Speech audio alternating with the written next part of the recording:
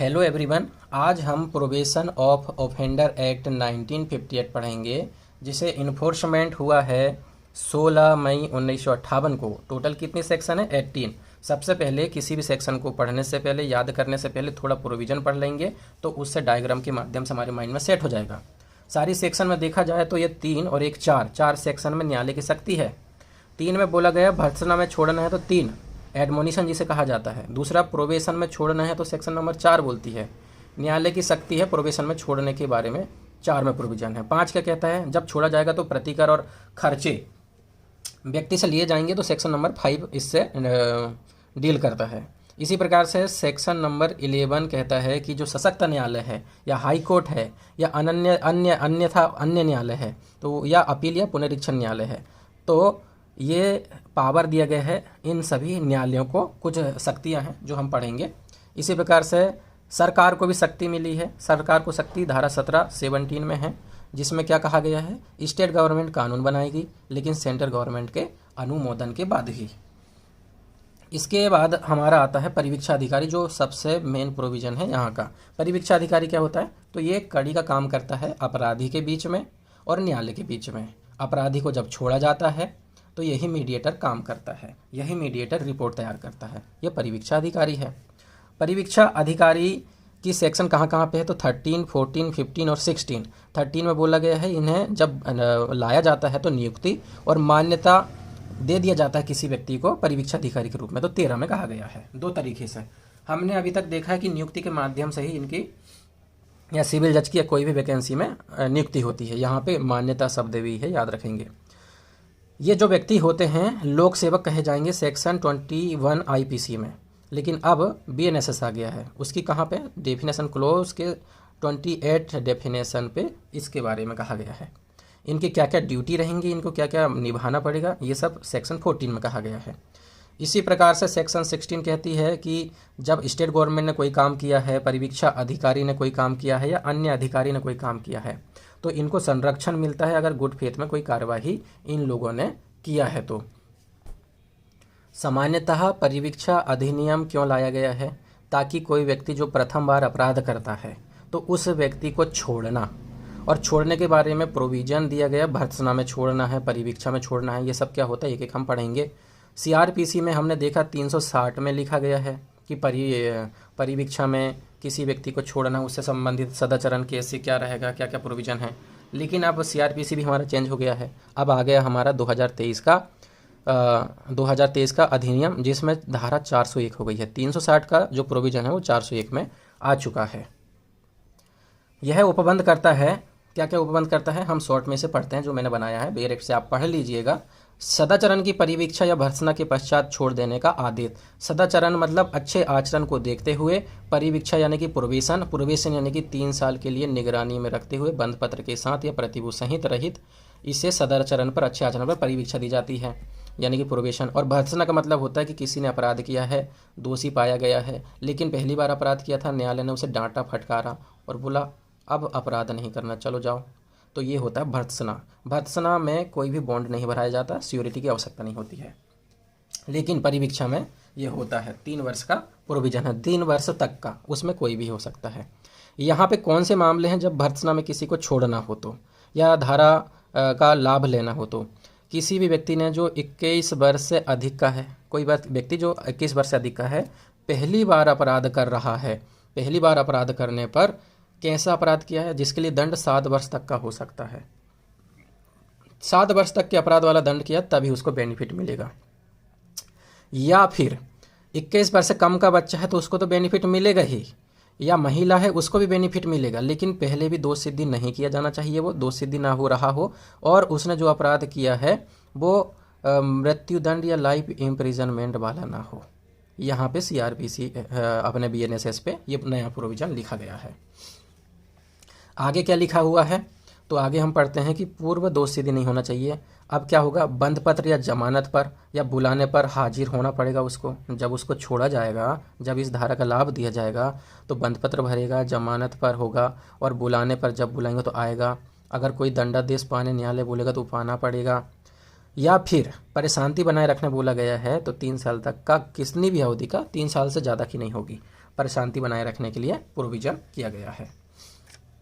इसी प्रकार से इसका डेफिनेशन प्रोवाइजो कहता है कि JMSC judicial magistrate second class यदि किसी व्यक्ति को दंड देता है, मान लीजिए फ़ायदा नहीं दिया जा रहा है और उसको दंड देना है, तो JMSC नहीं देगा, कौन देगा? JMFC first class judicial magistrate देगा।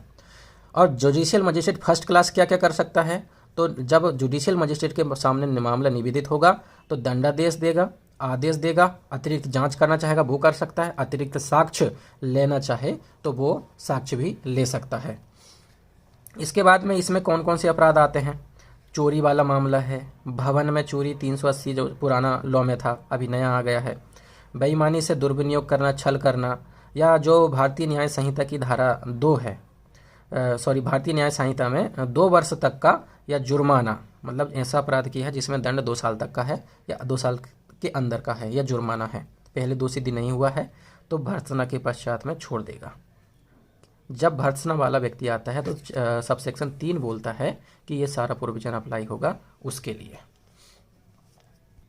इसी प्रकार सबसेक्शन 4 में अन्य न्यायालय को भी आदेश देने की पावर है। इसमें कौन कौन आता है? हाई कोर्ट, सेशन, अपील और रिवीजन कोर्ट, इनको पावर है आदेश करने की। और सेक्शन 5 सबसेक्शन 5 बोलता है कि आदेश जो दिया गया था उसे अपास्त करना है या दंडादेश करना है तो हाई कोर्ट, सेशन और रिवीजन ये कर सकता है। अपास्त यानी कि जब किसी को बेनिफिट दिया गया है प्रोबेशन का, भर्त्सना का, और अब उस आदेश को अपास्त कर सकता है और दंडादेश भी दे सकता है। कौन कौन? हाई कोर्ट, सेशन और रिवीजन कोर्ट। यहाँ पे हाई कोर्ट और सेशन को पावर है, इतना याद रखिएगा, रिवीजन का। लेकिन जब ये पनिशमेंट देंगे तो कितना, जो मूल दंड था जब छोड़ा जा रहा था, जो अपराध किया था जब दिया गया था, तो उससे अधिक का दंड ये न्यायालय, रिवीजन वाले, सेशन वाले नहीं दे सकते हैं। ये प्रोविजन किया गया। इसी प्रकार से सबसेक्शन 3 में 140, 143 और 114 ये जो BNSS है उसमें उपबंध लागू होंगे। सियोरिटी से संबंधित प्रोविजन यहाँ पर किए गए हैं। तो न्यू सेक्शन कौन कौन सी? 140, 143 और 414। प्रतिभूति मतलब ये सियोरिटी होता है, गारंटर होता है। जब किसी को भी छोड़ा जाता है तो उसके लिए एक बॉन्ड जब भराता है तो सियोरिटी होता है, उसका होना आवश्यक है। उसी के कारण हम इस व्यक्ति को, अपराधी को छोड़ते हैं। इसी प्रकार से सबसेक्शन देखा जाए तो अधिकारिता की बात करता है। क्या कहता है कि यदि न्यायालय का समाधान हो जाता है कि उपधारा 1 का फ़ायदा अगर किसी को देना है, कहाँ पे? ये उपधारा 1 है कि छोड़ना है, परिवीक्षा देना है, तो उपधारा 1 का फ़ायदा देने से पहले देखना पड़ेगा कि ये अधिकारिता में है या अधिकारिता में नहीं है। तो इसके लिए क्या प्रोविज़न किया गया है? अधिकारिता से संबंधित प्रतिभू या अपराधी दोनों जुरिडिक्शन में हो, या मान लीजिए अपराधी जुरिडिक्शन से बाहर है तो किसका? सियोरिटी का, सियोरिटी मतलब गारंटर जो है उसका जुरिडिक्शन के भीतर होना जरूरी होता है जब भी बेनिफिट दिया जाएगा।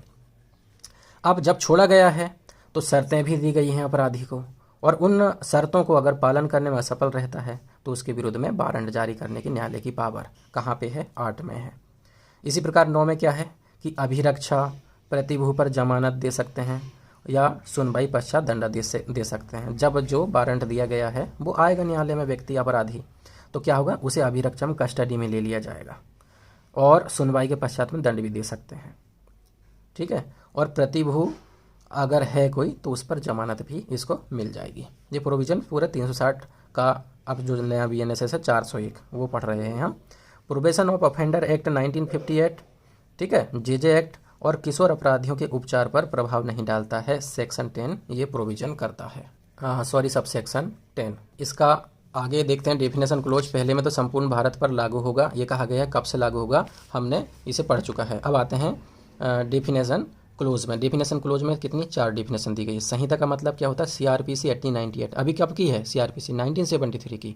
उससे भी पहले जो CRPC थी वो माना जाएगा। जहाँ जहाँ संहिता वर्ड इस्तेमाल है तो मान लेना पुरानी से पुरानी वाली। अब तो BNSS आ गया है।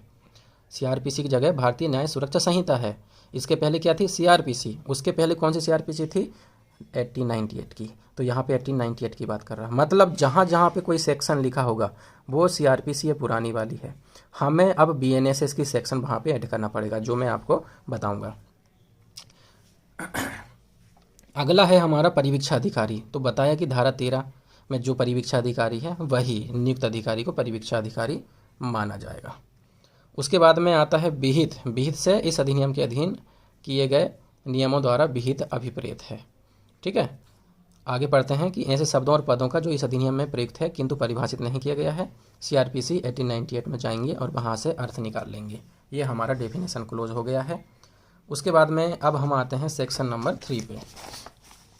सेक्शन नंबर 3 जो कहता है, सेक्शन नंबर क्या कहता है, हमने पढ़ा था, हमारा जो डायग्राम बना हुआ था तो उसमें क्या था कि भर्त्सना पे छोड़ने के बारे में प्रोविज़न है। तो भर्त्सना में छोड़ने का क्या प्रोविज़न है, यहाँ पे हमने लिखा है कि भर्त्सना पर छोड़ देंगे यदि अपराध कैसा है IPC या क्षमा करिएगा, मैंने BNS की इसकी न्यू धाराएं नहीं ऐड किया है, आप ऐड कर लीजिएगा।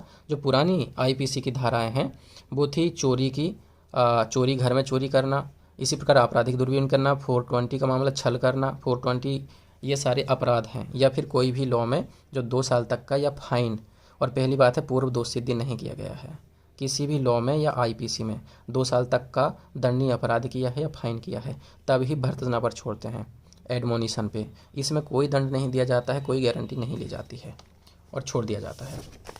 इसी प्रकार से स्पष्टीकरण में कहा गया है कि इस धारा के प्रयोजनों के लिए किसी व्यक्ति के विरुद्ध पूर्व दोष सिद्धि में जो आदेश दिया गया है उसे भी पूर्व दोष सिद्धि माना जाएगा। एक बार किसी को फ़ायदा मिल गया, दूसरी बार अब इसके लिए फ़ायदा नहीं मिलेगा। इसी प्रकार से हम सेक्शन नंबर 4 में आते हैं। तो सेक्शन नंबर 4 क्या कहती है कि कतिपय अपराधियों को सदाचरण की परिवीक्षा पर छोड़ना। 3 में था भर्त्सना, 4 में है परिवीक्षा पर। परिवीक्षा पर छोड़ने के लिए क्या करना पड़ेगा, तो कोई व्यक्ति दोषी पाया जाता है तो बंद पद पर छोड़ सकते हैं, प्रतिभू के साथ में या बिना।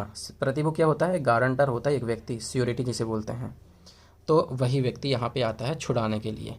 लोग लेकिन कौन सा अपराध नहीं किया होना चाहिए, मृत्यु दंड से दंडनीय अपराध ना किया हो या लाइफ इम्प्रिजनमेंट वाला कोई अपराध ना किया हो।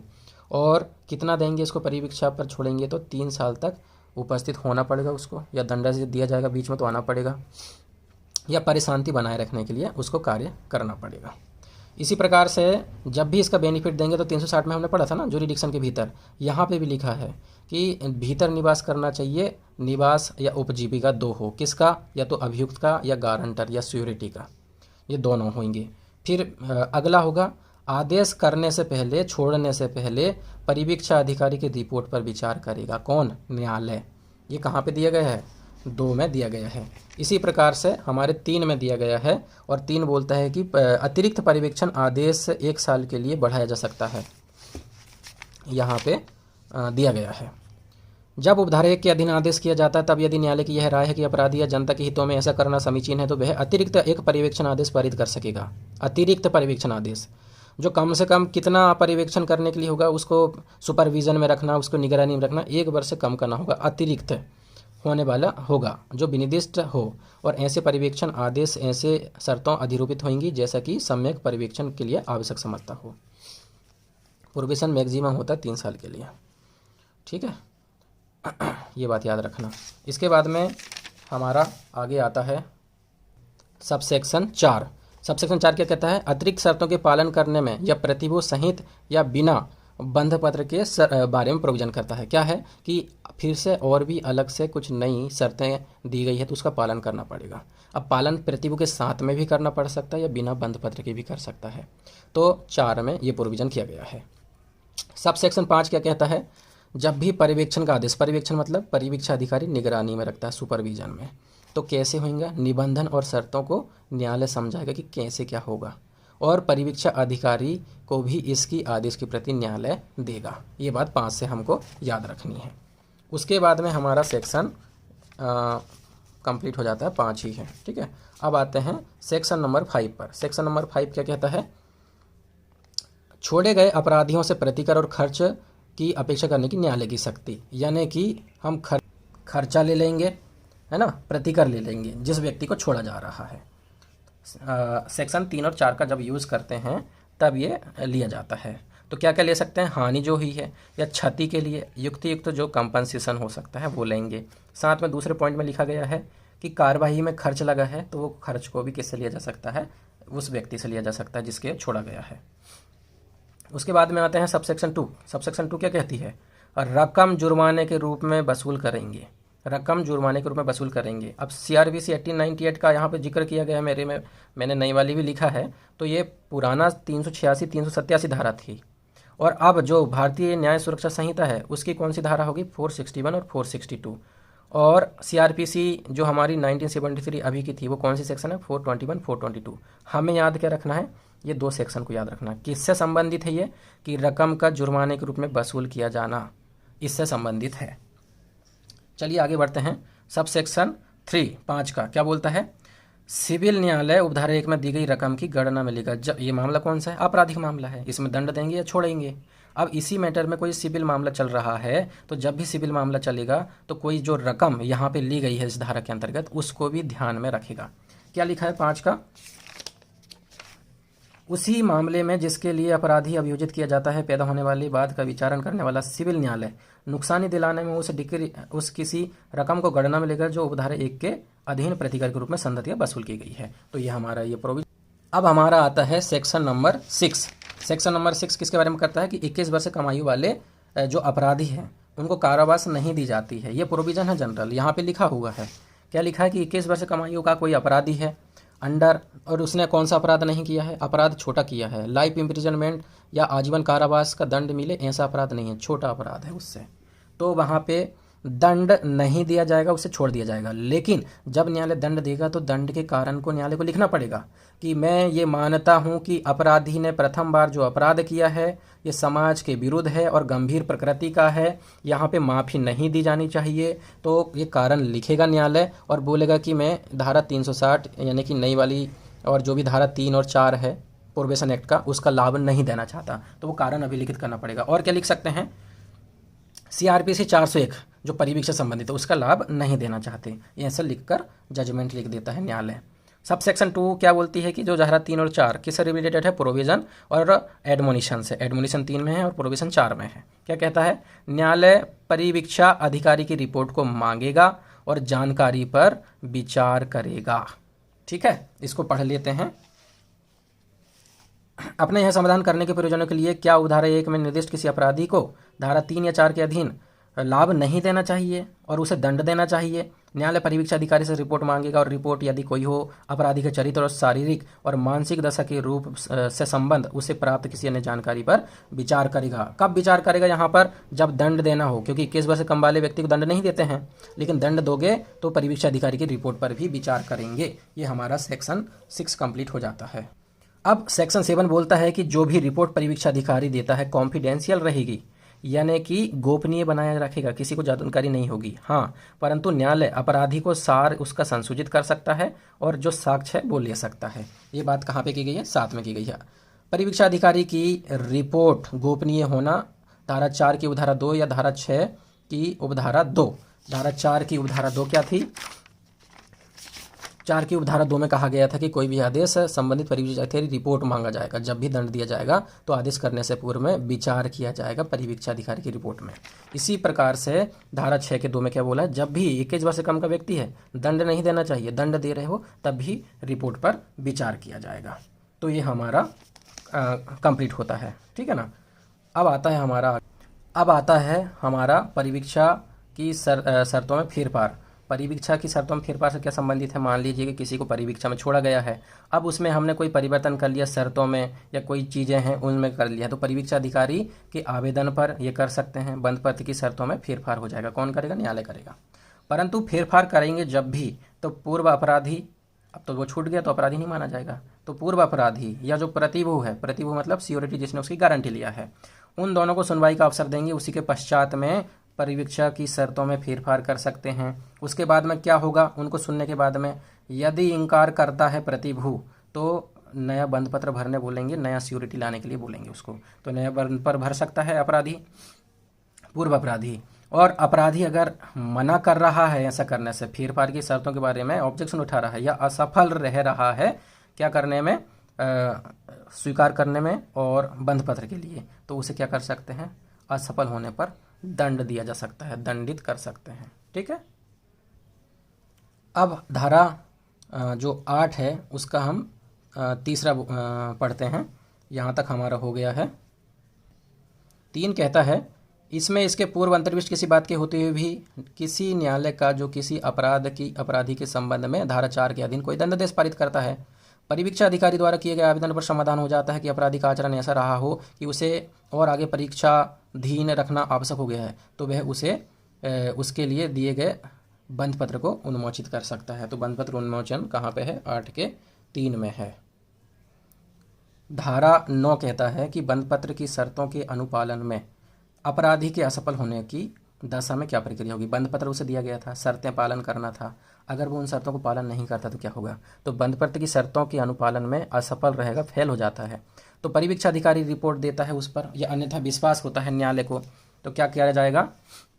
धारा 9 के अंतर्गत गिरफ्तारी वारंट निकाल दिया जाएगा और प्रतिभू या सिक्योरिटी कोई गारंटर है तो उसको उपस्थित होने के लिए समन निकाला जाएगा। वारंट किसके लिए? अपराधी के लिए। समन किसके लिए? सिक्योरिटी के लिए, क्योंकि केवल उपस्थिति के लिए बुलाया जाता है। यहाँ पे अब आते हैं सबसेक्शन 2 में। सबसेक्शन 2 क्या बोलता है? अभिरक्षा या उपस्थिति के लिए प्रतिभू या बिना जमानत मंजूर कर सकता है। जब ये लोग गिरफ्तारी होती है, जब न्यायालय के समक्ष आते हैं, गिरफ्तारी वारंट जारी होता है, न्यायालय के समक्ष आते हैं, तो कस्टडी में लिया जा सकता है अपराधी को। उपस्थिति के लिए गारंटी ली जा सकती है उससे, या फिर बिना जमानत के मंजूर किया जा सकता है उसके लिए। ये प्रोविजन सबसेक्शन 2 में दिया गया है। इसी प्रकार से सबसेक्शन 3 क्या बोलती है कि सुनवाई के पश्चात समाधान हो जाता है कि बंध पत्र अनुपालन में असफल रहा है अपराधी, पूर्व अपराधी, तो उसे 2 प्रकार से कार्य किया जाएगा उसके विरोध में। एक तो पेनल्टी दंड मिलेगा, जो मूल दंड पहले दिया गया था जिसके लिए उसे क्षमा किया गया था वो वाला, या पेनल्टी जो 50 रुपये तक की होगी। और जो सबसेक्शन 4 में आते हैं, तो सबसेक्शन 4 क्या कहता है? सबसेक्शन 4 कहता है कि यदि शास्ति 50 रुपये है और अगर वो शास्ति नहीं देता है तो उसे दंड दिया जाएगा। ठीक है। सेक्शन 10 आती है, क्या बोलती है? प्रतिभू के बारे में उपबंध करती है। गारंटर क्या होता है, गारंटी में वो क्या क्या करेगा, उसको प्रतिभू को अस्वीकार व्यतिक्रम होने पर क्या होगा, असफल रहने पर प्रतिभूति देने पर क्या होगा, या फिर बंध पत्र की शेष अवधि के लिए प्रतिभूति, इससे संबंधित प्रावधान सारे ये किए गए हैं। अब यहाँ पे जो सेक्शंस लिखी गई है, जैसे कि ये देखिए सेक्शन 10 में प्रतिभू के बारे में उपबंध, ये कहा की है पुरानी से पुरानी CRPC 1898 की ये सारी सेक्शन हट चुकी है।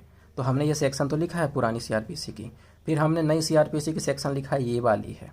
और अब जो है BNSS में भारतीय न्याय सुरक्षा संहिता में 140, 42, 43, 351, 491, 493, 491, 495 इससे संबंधित प्रोविजन है। किससे संबंधित है? इसमें प्रतिभू के बारे में है। ये बात आप याद रख सकते हैं, अलग से पढ़ सकते हैं। सबसेक्शन 2 क्या कहता है? सबसेक्शन 2 बोलता है कि अपील उस न्यायालय में होगी जहां मामूली तौर पर दंडादेश की अपील होती हो। यह सबसेक्शन 2 में कहा गया है। कौन से मैटर की? सेक्शन 3 और 4 में प्रोविजन या एडमोनिशन पर जब छोड़ा जाता है तो वो प्रोविजन बोलता है। सबसेक्शन 3 में आते हैं। सबसेक्शन 3 क्या कहता है कि 21 वर्ष से कम वाला दोषी हो गया है, तब क्या किया जाएगा? तो अपील न्यायालय या सुपरिनस है या परीक्षा अधिकारी के आवेदन पर, 3 चीज़ें हैं। अपील न्यायालय या खुद अपील न्यायालय सुपरिनस है या परीक्षा अधिकारी के आवेदन पर क्या लिखेगा? नीचे वाले न्यायालय का अभिलेख मंगा सकेगा, फिर परीक्षा कर सकेगा और जो आदेश उसे ठीक लगेगा वो दे सकता है। आगे हाईकोर्ट, अपीलीय न्यायालय या रिवीजन न्यायालय जो भी मामला है या जो भी दिया गया है उस दंड उसको अपास्त कर सकता है। विधि द्वारा अनुसार जो भी दंडादेश होगा वो दे सकता है। बेनिफिट को भी हटा सकता है, जो बेनिफिट उसको दिया गया था पहले, तो अपील कोर्ट, हाई कोर्ट या रिवीजन कोर्ट उसे हटा सकता है, अपास्त भी कर सकता है, या विधि के अनुसार कोई भी दंडादेश दे सकता है। यहाँ पे बोला गया है कि कौन क्वालिफाई होगा और कौन डिस्क्वालीफाई है इस धारा का प्रोबेशन अधिनियम 3-4 का बेनिफिट लेने के लिए या CRPC 360 का। तो यहाँ पे तो लिखा है कि धारा 3 और 4 का बात है। कौन है? सभी लोग क्वालिफाई हैं इस चीज़ का बेनिफिट लेने के लिए। पढ़ते हैं, किसी अन्य विधि में अंतर्विष्ट किसी बात के होते हुए भी कोई व्यक्ति जो अपराध का दोषी पाया जाता है और उसके संबंध में धारा 3 या 4 के उपबंधों के अधीन कार्रवाई की जाती है, ऐसे विधि के अधीन किसी अपराध की दोष सिद्धि से संलग्न है यदि कोई हो, निर्हता से ग्रस्त नहीं होगा। ठीक है, निर्हता किसी को नहीं होगी, सबको अर्हता मिलेगी, मतलब क्वालिफाई हैं बेनिफिट लेने के लिए। अब यहाँ पे आते हैं हम धारा 13 परीक्षा अधिकारी। परीक्षा अधिकारी हमने पढ़ चुका था डायग्राम में, आपने स्क्रीनशॉट ले लेना पहले उसका ताकि याद रहे आपको, या बना सकते हो आप। तो इस अधिनियम में अधीन परीक्षा अधिकारी क्या कर सकता है? तो वह व्यक्ति होगा, परीक्षा अधिकारी कौन होगा? तो वह व्यक्ति होगा जो राज्य सरकार द्वारा नियुक्त किया जाए या मान्यता प्राप्त हो। 2 चीज़ें हैं, अपॉइंटेड हो सकता है, रिकॉग्नाइज भी हो सकता है। तो 2 तरीके से परीक्षा अधिकारी को एक तो मान्यता मिलती है और एक नियुक्ति होती है। इसी प्रकार से B में क्या लिखा है? वह व्यक्ति जो राज्य सरकार द्वारा इस निमित्त मान्यता प्राप्त हो तो मान्यता प्राप्त सोसाइटी है वो सोसाइटी भी इसको उपलब्ध करा सकती है, यानी कि मान्यता प्राप्त अधिकारी परीक्षा अधिकारी को मान्यता दे सकती है। इसी प्रकार से तीसरा है कि न्यायालय की राय है और कोई विशेष परिस्थितियां हैं कि परिवीक्षा अधिकारी के रूप में कार्य करने के लिए ये व्यक्ति योग्य है, तो वैसे व्यक्ति को भी न्यायालय के कहने पर, राय पर बनाया जा सकता है। इसी प्रकार से सबसेक्शन 2 कहता है इसका, पहले मैंने जो डायग्राम बनाया था उसको देख लेते हैं। धारा 13 का परीक्षा अधिकारी नियुक्ति होती है और मान्यता प्राप्त होते हैं, 2 तरीके से होता है। स्टेट गवर्नमेंट द्वारा, मान्यता प्राप्त सोसाइटी द्वारा भी इसको उपलब्ध करा सकती, बना सकती है, और असाधारण मामले में न्यायालय भी कर सकता है। अब यहाँ पर कोर्ट या डिस्ट्रिक्ट मजिस्ट्रेट पर्यवेक्षण आदेश में नामित किसी व्यक्ति के बारे में स्थान पर परिवीक्षा अधिकारी नियुक्त कर सकता है। क्या थोड़ा सा नोट्स बनाए हैं तो एकदम से बताने में हो जाता है। तो यहाँ पर कौन, कोर्ट और डीएम पर्यवेक्षण आदेश में नामित किसी व्यक्ति को किसी स्थान पर परिवीक्षा अधिकारी के रूप में नियुक्त कर सकता है। यहाँ पे जो प्रेसिडेंसी नगर है उसे डिस्ट्रिक्ट जिला माना जाएगा, और जो चीफ मुख्य प्रेसिडेंसी नगर है तो उसका जो मुखिया होगा उसे क्या बोलेंगे, डीएम बोलेंगे। यहाँ पे लिखा हुआ है, क्या लिखा है, कंट्रोल चीफ मजिस्ट्रेट होगा, चीफ प्रेसिडेंसी मजिस्ट्रेट कहा जाएगा उसको। अच्छा, सबसेक्शन 3 क्या कहती है इस धारा की, तो परिवीक्षा अधिकारी डीएम डिस्ट्रिक्ट मजिस्ट्रेट के अधीन में होगा जिसमें अपराधी निवास करता है, तो उसके अंडर में परिवीक्षा अधिकारी भी रहे। परिवीक्षा अधिकारी के क्या क्या कर्तव्य हो सकते हैं, तो न्याय के निर्देश के अनुसार जांच कर सकता है, न्यायालय के निर्देश के अनुसार जांच कर सकता है, रिपोर्ट दे सकता है। ठीक है, ये अपराधी को दंड देने से पहले न्यायालय के निर्देश के अनुसार जांच कर सकता है, रिपोर्ट दे सकता है। ये पहले की कंडीशन बताई गई है, पढ़ते हैं जरा। परिवीक्षा अधिकारी ऐसी शर्तों और निबंधनों में जो विहित की जाए अधीन रहते हुए किसी अपराधी के लिए अभियुक्त किसी व्यक्ति की परिस्थितियों पर घर के माहौल की जांच, उसके संबंध में कार्रवाई करने की सबसे उपयुक्त पद्धति अवधारित करने में न्यायालय की सहायता करने की दृष्टि से न्यायालय के निर्देशों के अनुसार करेगा और न्यायालय को रिपोर्ट भी देगा। ये पहले की कंडीशन है, दंड देने की या लाभ देने की पहले की बात है।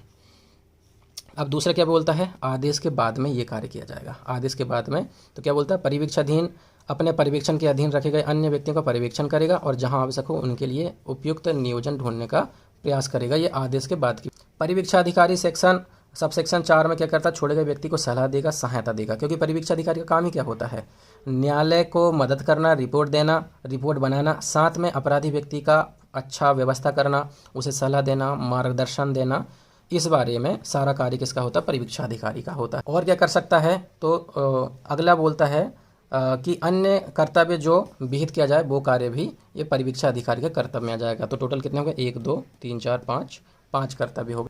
इसी प्रकार सेक्शन 15 क्या कहता है, परिवीक्षा अधिकारी लोक सेवक माना जाएगा। आईपीसी में लोक सेवक दिया गया है 21 में, वही लोक सेवक ये होगा।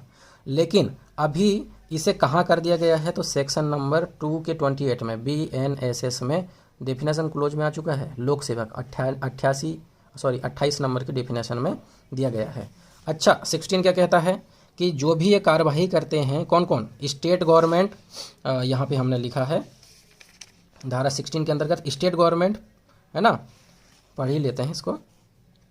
कोई भी बात या अन्य विधिक कार्यवाही में किसी भी ऐसी बात के बारे में जो इस अधिनियम के तद्दीन बनाए गए किन्हीं नियमों और आदेशों के अनुसरण में सद्भावपूर्वक की गई हो कार्यवाही, तो वह राज्य सरकार हो या परिवीक्षा अधिकारी हो या अन्य अधिकारी हो, 3 व्यक्ति की बात की गई है, राज्य सरकार, परिवीक्षा अधिकारी और अधिनियम के अधीन नियुक्त कोई अन्य व्यक्ति अधिकारी है, तो उन लोगों ने सद्भावपूर्वक कार्य किया है तो उनको कोई भी कार्यवाही उनके विरुद्ध नहीं की जाएंगी, 16 में कहा गया है। इसी प्रकार से धारा 17 क्या बोलती है, नियम बनाने की शक्ति। हमने पढ़ा था कि नियम बनाने की किसकी शक्ति थी, तो ये देखिए नियम बनाने की 17 में किसकी, सरकार की शक्ति है। और बाकी न्यायालय की शक्ति कहाँ कहाँ थी, तो सेक्शन नंबर 3 4 5 और 11 ये हो गई न्यायालय की शक्ति और 17 में हो गया सरकार की शक्ति। परिवीक्षा अधिकारी का भी डायग्राम था, है ना। चलो पढ़ते हैं। 17 क्या बोलता है, नियम कौन बनाएगा, स्टेट गवर्नमेंट, किसके अनुमोदन में, सेंट्रल गवर्नमेंट के अनुमोदन में। ठीक है, क्या क्या निम्न विषय हैं, तो ये सारे विषय हैं। परिवीक्षा अधिकारी की नियुक्ति कैसे होगी, शर्त क्या होगी, किस क्षेत्र में कार्य करेगा, अधिकारिता कहाँ की होगी और उसको क्या कर्तव्य दिए जाएंगे, उसकी रिपोर्ट कैसे दी जाएंगी, कैसे रिपोर्ट को बनाया जाएगा परिवीक्षा अधिकारी, ये सारी नियम स्टेट गवर्नमेंट के द्वारा बनाया जाता है। इसी प्रकार से 3rd पॉइंट में है कि 13(1)(b) में सोसाइटी को मान्यता, 13(1)(b) में हमने पढ़ा था ना कि सोसाइटी होता है और सोसाइटी परिवीक्षा अधिकारी की नियुक्ति करती है। तो यही लिखा है कि मान्यता सोसाइटी भी मान्यता दे सकती है परिवीक्षा अधिकारी को, तो उसके बारे में नियम बनाएगी स्टेट गवर्नमेंट। इसके बाद डी में आता है जो पारिश्रमिक है व्यय है या सोसाइटी ने जो बनाया है परिवीक्षा अधिकारी, सोसाइटी ने भी तो मेहनत किया है ना, तो उसको भी सामुदायिक संदाय कोई है तो वो भी दिया जा सकता है, और अदर कोई नियम बनाएगा तो वो भी पालन किया जाएगा।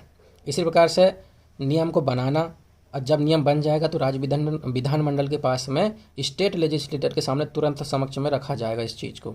ये पूरा हमारा 17वें नियम बनाने की शक्ति के बारे में प्रोविजन करता है। अब हमारा आता है धारा 18। क्या बोलते हैं?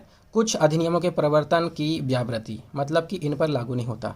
कहाँ कहाँ लागू नहीं होता प्रोबेशन अधिनियम? तो सुधार विद्यालय अधिनियम है 1897 का, और भ्रष्टाचार निवारण अधिनियम का धारा 5, इसको चेंज कर लेना। अब धारा भ्रष्टाचार निवारण अधिनियम में 13(2) पढ़ेंगे हम, क्योंकि ये पुराना अधिनियम है, अभी का 1988 का अधिनियम है, ये कब का? 1947 का। दूसरा, किशोर अपराधियों पोस्टल स्कूलों से संबंध किसी राज्य में प्रबद्ध किसी विधि के बंधों पर प्रभाव नहीं डालेगी। प्री के लिए याद रखना है, सुधार विद्यालय अधिनियम में प्रभाव नहीं डालेगी धारा 31 में। भ्रष्टाचार अधिनियम की धारा 5 में 5 को क्या लिखेंगे? 13(2). अब 13(2) याद रखना है, इस पर प्रभाव नहीं डालेगी, ठीक है। और यहाँ पे धारा लास्ट, संहिता की धारा 562 की जगह 360, ठीक है, हमारे में गलत लिखा है। कतिपय क्षेत्रों में लागू न होना, तो अध्याय 18 के उपबंधों के अधीन संहिता की धारा 360, जो कि 401 हो चुकी है अब, उन BNSS में, ये किसकी? CRPC की 360 है, और BNSS की क्या हो गई? 401 भी लिख ही लेंगे, आप लिख लेना। तो उन राज्य क्षेत्रों में या उन भागों में जिनमें कि यह अधिनियम प्रबद्ध किया जाता है, वहाँ पे वो धारा लागू नहीं होगी, इस धारा का प्रोविजन लागू हो जाएगा। आप सभी को बहुत बहुत धन्यवाद। ऐसे ही यदि आप चाहते हैं कि आगे भी वीडियो आती रहे, हिंदी मीडियम वाले को अगर कोई मदद मिल रही है, इंग्लिश वाले को कोई मदद मिल रही है, तो आप मैसेज कर सकते हैं, बता सकते हैं, और साथ में किसी को नोट्स चाहिए हो तो आप कमेंट कर सकते हैं। फिर टेलीग्राम में मैं अपने सिंपल लॉ क्लासेस पर आप ज्वाइन भी होना चाहते ज्वाइन हो सकते हैं, वहाँ पे अपने नोट्स की PDF डाल सकता हूँ और उसको आप आराम से देख सकते हैं। आप सभी का बहुत बहुत धन्यवाद।